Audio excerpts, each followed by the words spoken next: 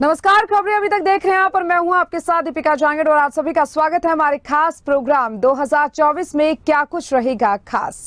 साल 2024 में बहुत से महत्वपूर्ण ऐतिहासिक कार्यक्रम होने वाले हैं, चाहे वो बात ऐतिहासिक कार्यक्रम की हो, धार्मिक कार्यक्रम की हो, खेल से जुड़े इवेंट्स हो, और इन इवेंट्स का हम सबको इंतजार है। तो चलिए आपको बताते हैं 2024 में होने वाले उन कार्यक्रमों के बारे में जिसका सबको बेसब्री से इंतजार है, और बताएंगे ये इवेंट्स कितने खास होने वाले हैं।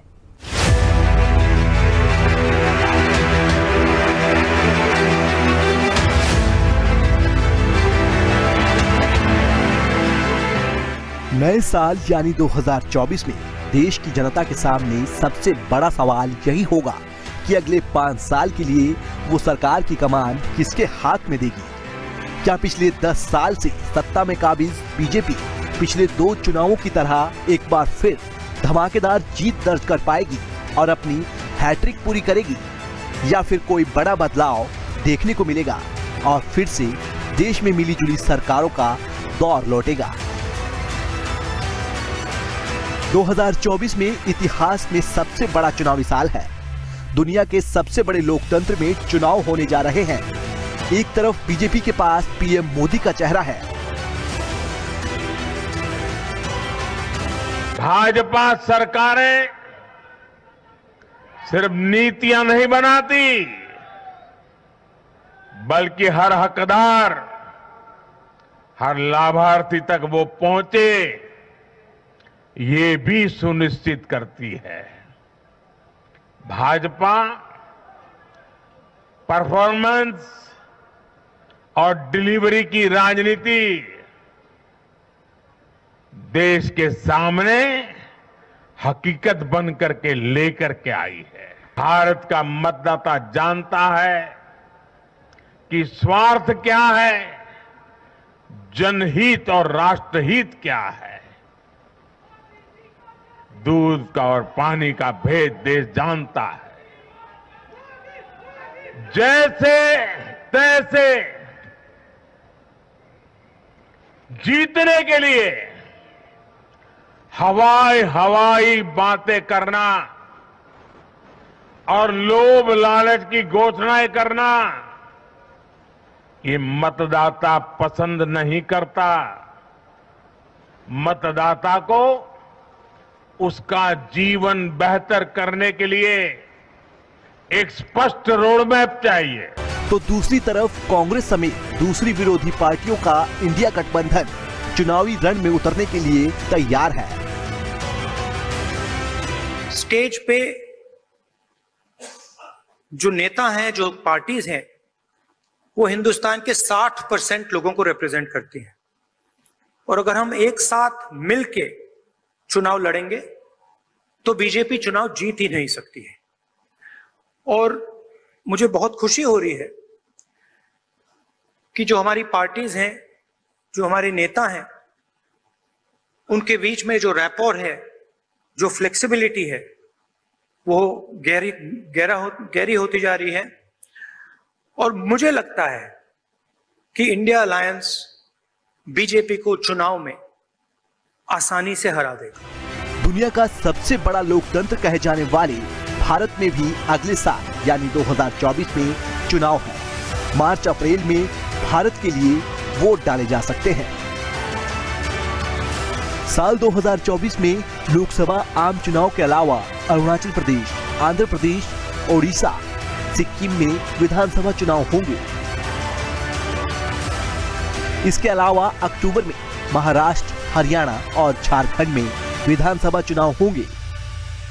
सुप्रीम कोर्ट के आदेश के अनुसार धारा 370 हटने के बाद सितंबर 2024 में जम्मू कश्मीर में पहले चुनाव हो सकते हैं।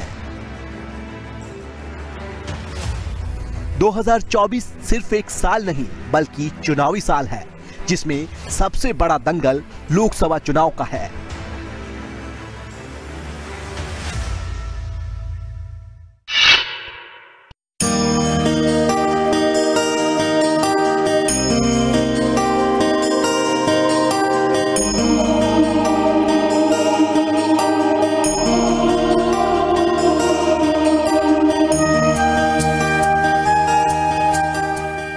साल 2024 की शुरुआत धार्मिक कार्यक्रम के साथ होने जा रही है, जिसका हर भारतीय को बेसब्री से इंतजार है। जी हाँ, जनवरी 22 को राम मंदिर का उद्घाटन होने वाला है।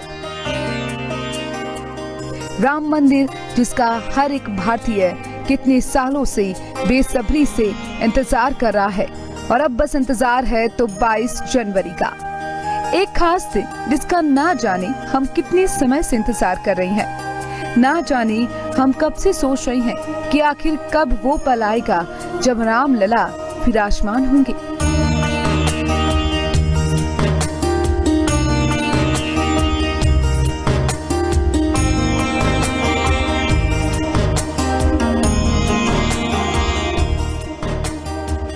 बाईस जनवरी को रामलला विराजमान होंगे और सभी इस भव्य दृश्य को आनंदित होकर देख रहे होंगे और सभी की आंखें नम होंगी।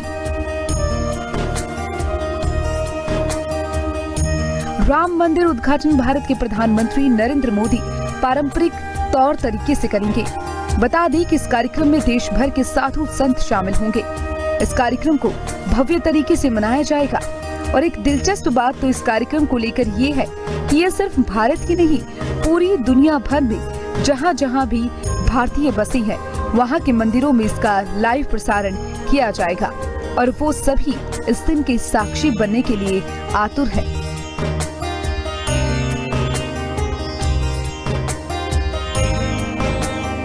श्री राम मंदिर में 1 किलो सोने से बनी चरण पादुकाएं विराजित होंगी। 10 दिन तक मंदिर का प्राण प्रतिष्ठा अनुष्ठान चलेगा, जिसमें कार्यक्रम का सीधा प्रसारण देश भर में तो किया ही जाएगा, साथ ही विदेशों के मंदिरों में भी प्रसारण किया जाएगा। तो चलिए आपको बताते हैं कि कैसा होगा उद्घाटन कार्यक्रम।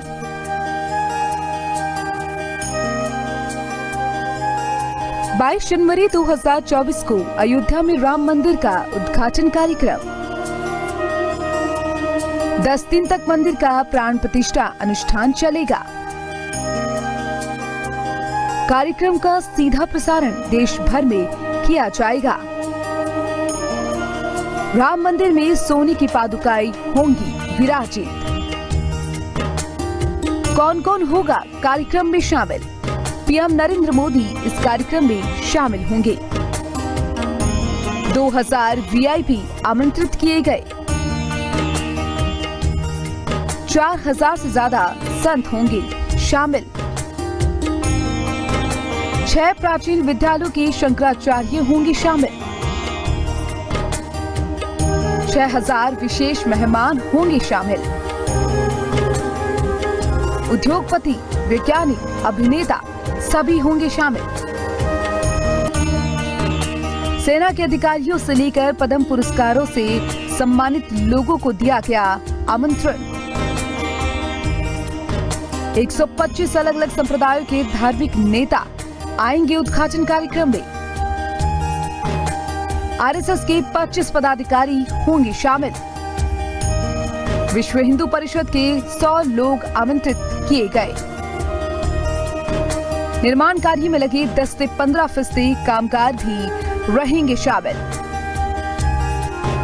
यूसीसी समान नागरिक संहिता, इसको लेकर लगातार संशय बना हुआ है और वो संशय अब ये है कि क्या 2024 में यूसीसी लागू होगा, क्योंकि 15 से ज्यादा राजनीतिक दल अपना विरोध समान नागरिक संहिता को लेकर जता चुके हैं और भाजपा पर लगातार ये दल आरोप भी लगा रहे हैं कि वह यूसीसी के बहाने 2024 के लोकसभा चुनाव में हिंदू वोटों का तीखा ध्रुवीकरण कराकर चुनावी ट्रम्प कार्ड खेलना चाहती है।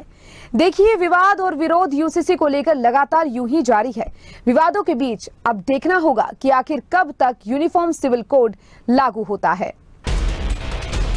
2024 में होने वाले लोकसभा चुनाव से पहले समान नागरिक संहिता को लेकर जमकर बहस जारी है।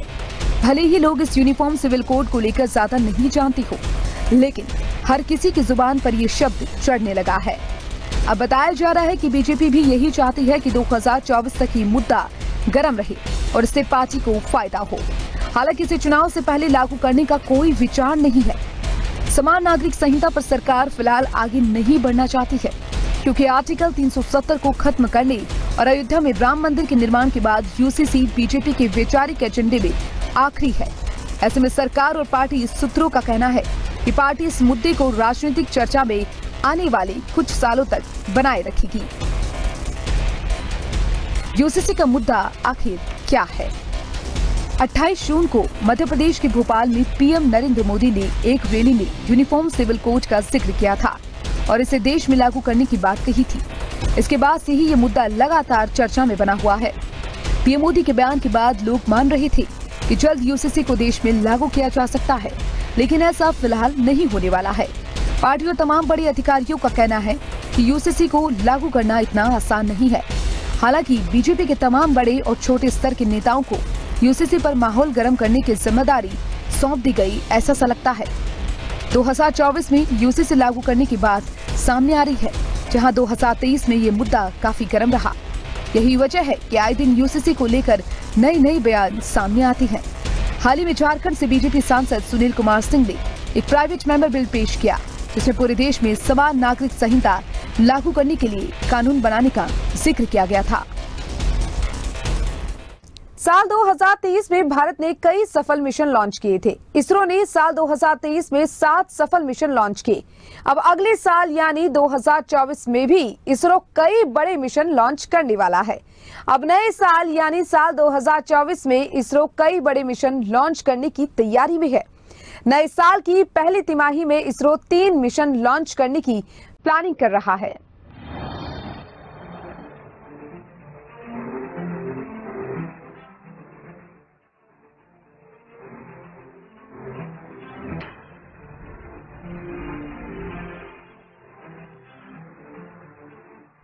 इस बीच भारत की अंतरिक्ष एजेंसी इसरो साल 2024 में कई मिशन लॉन्च करेगा, जिसमें गगनयान मिशन के तहत देश का पहला मानव युक्त अंतरिक्ष उड़ान कार्यक्रम मंगलयान 2 शुक्रयान 1 शामिल है।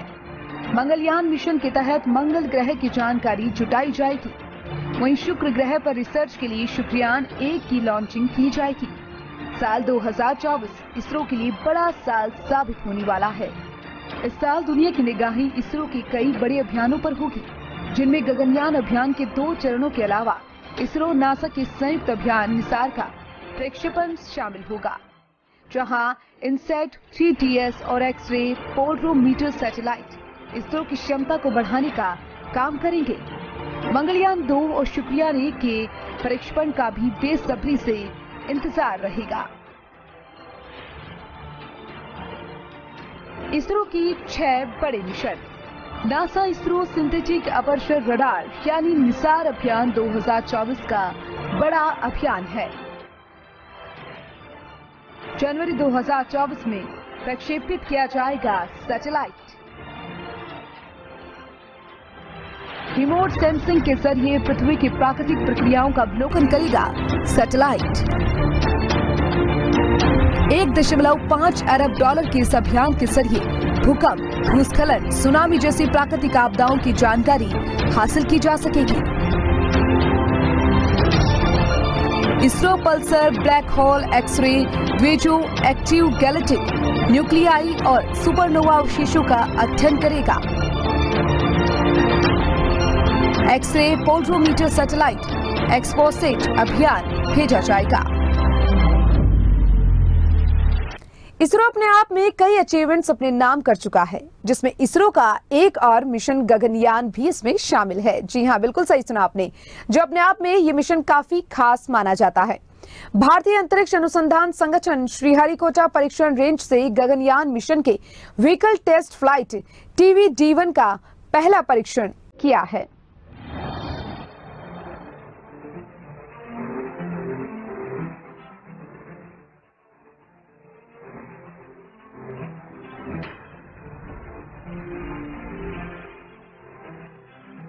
दो 2024 कई मायनों में खास रहने वाला है, जिसमें भारत नई उपलब्धियों को हासिल करेगा, जिसमें मिशन गगनयान शामिल है। D-1 की लॉन्चिंग से दुनिया भारत का दम देखेगा। इसरो चीफ सोमनाथ ने कहा, पहली परीक्षण उड़ान के बाद हमने 3 और परीक्षण मिशनों D2, D3, D4 की योजना बनाई है। इसका उद्देश्य गगनयान मिशन के दौरान अंतरिक्ष यात्रियों की सुरक्षा सुनिश्चित करना है। गगनयान मिशन के तहत 3 अंतरिक्ष यात्रियों के दल को 400 किलोमीटर की कक्षा में ले जाया जाएगा। इसके बाद उन्हें सुरक्षित पृथ्वी पर वापस लाकर भारत मानव अंतरिक्ष उड़ान क्षमता का प्रदर्शन करेगा। सोमनाथ ने कहा, पहली परीक्षण उड़ान के बाद हमने 3 और परीक्षण मिशनों D2, D3, D4 की योजना बनाई है। इसका उद्देश्य गगनयान मिशन के दौरान अंतरिक्ष यात्रियों की सुरक्षा सुनिश्चित करना है। गगनयान मिशन के तहत 3 अंतरिक्ष यात्रियों के दल को 400 किलोमीटर की कक्षा में ले जाया जाएगा। इसके बाद उन्हें सुरक्षित पृथ्वी पर वापस लाकर भारत मानव अंतरिक्ष उड़ान क्षमता का प्रदर्शन करेगा। अगले साल के अंत में मानव अंतरिक्ष उड़ान के दौरान अंतरिक्ष यात्रियों के क्रू मॉड्यूल का परीक्षण करने के लिए परीक्षण वाहन विकास उड़ान TB-D1 को आंध्र प्रदेश के श्रीहरिकोटा में सतीश धवन अंतरिक्ष केंद्र से लॉन्च किया जाएगा। परीक्षण के दौरान मॉड्यूल को अंतरिक्ष में ले जाया जाएगा। इसके साथ इसे पृथ्वी पर वापस लाकर बंगाल की खाड़ी में उतारा जाएगा। देश के पहले सौर मिशन आदित्य L1 के बारे में पूछे गए प्रश्न के उत्तर में सोमनाथ ने उम्मीद जताई कि ये जनवरी 2024 के मध्य में लैंग्रेज बिंदु L1 तक पहुंच जाएगा। वनडे विश्व कप के बाद अब T20 विश्व कप की बारी है। 2024 में होने वाले इस टूर्नामेंट में 20 टीमें हिस्सा लेंगी। भारतीय टीम की नजर आईसीसी खिताब के सूखे को समाप्त करने में लगी रहेगी। टीम इंडिया 2013 के बाद से आईसीसी ट्रॉफी नहीं जीती है और इसीलिए अब सबकी निगाहें इस बार होने वाली T20 विश्व कप पर बनी हुई है।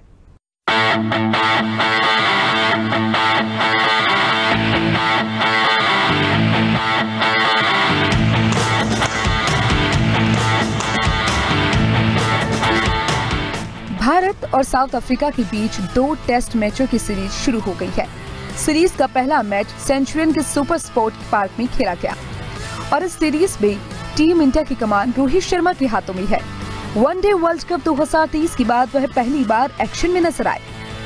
इस मैच से पहले उन्होंने प्रेस कॉन्फ्रेंस की और कई सवालों के जवाब दिए और इसके बाद बड़ा सवाल ये है जिस पर सभी की निगाहें हैं कि क्या T20 वर्ल्ड कप 2024 में रोहित शर्मा खेलेंगे।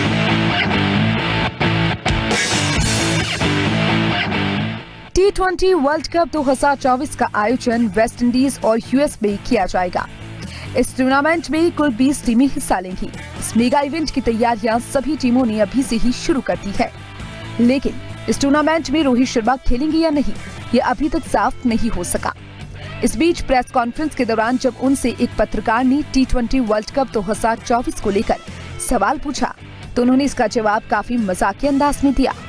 वनडे वर्ल्ड कप के बाद वापसी को लेकर रोहित शर्मा ने कहा कि खेल को लेकर जो जज्बा है वो बरकरार है, ज्यादा से ज्यादा क्रिकेट खेलने की भूख है। T20 वर्ल्ड कप को लेकर रोहित बोले कि देखिए, मुझे अच्छे से पता है कि आप मुझसे क्या कहलवाना चाहते हैं।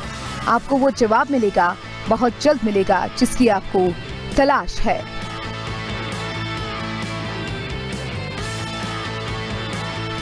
एक साल से नहीं खेला T20 मैच। रोहित शर्मा ने टीम इंडिया के लिए आखिरी T20 match T20 world cup 2022 के दौरान खेला। इस टूर्नामेंट में भारत को सेमीफाइनल में हार का सामना करना पड़ा। उस वक्त से रोहित शर्मा T20 से दूर। हार्दिक पांड्या संभाल रहे टीम की कमान। विराट कोहली ने भी पिछले 1 साल में एक भी T20 मैच नहीं खेले हैं। आईपीएल 2024 के लिए क्रिकेट फैंस बेसब्री से इंतजार कर रहे हैं और जो क्रिकेट प्लेयर्स हैं वो भी बेसब्री से इंतजार कर रहे हैं। आईपीएल 2024 के लिए मिनी ऑक्शन का आयोजन सफलतापूर्वक खत्म हो गया है। सभी टीमें आईपीएल 2024 में हिस्सा लेने के लिए पूरी तरीके से तैयार हैं। इस सीजन कई ऐसे खिलाड़ी भी आईपीएल खेलते हुए नजर आएंगे जो पहले सीजन से ही अपनी अपनी टीमों के लिए दमदार प्रदर्शन करते नजर आ रही हैं।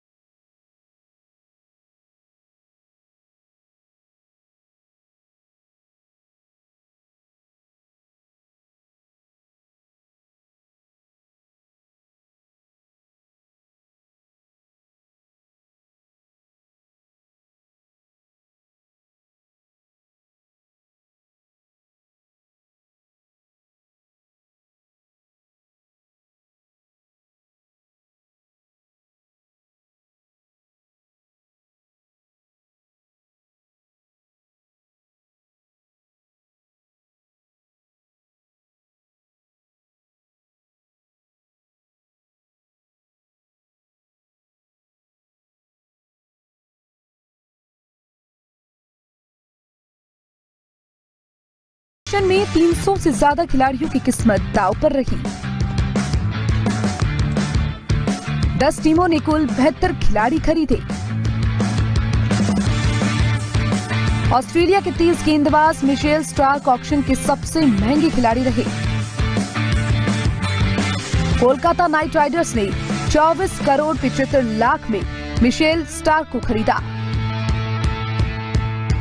पैट कमिंस को सनराइजर हैदराबाद ने 20 करोड़ 50 लाख रुपए में खरीदा। नीलामी में 10 करोड़ या उससे ऊपर की बोली 6 खिलाड़ियों पर लगी। 39 खिलाड़ी बने करोड़पति।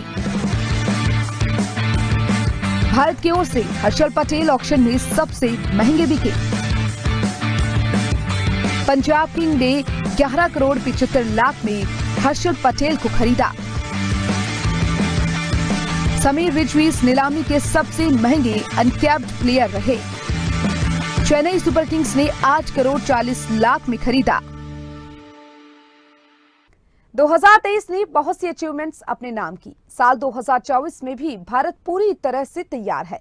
कई उपलब्धियों को लेकर भारत ने जो उपलब्धियां हैं वो हासिल की है और आगे भी 2024 में कई उपलब्धियां ऐसी हैं जो भारत अपने नाम कर रहा होगा। अब देखना होगा कि कितना खास 2024 हमारे देश के लिए रहता है। इस पर सभी की निगाहें टिकी हुई है। नमस्कार।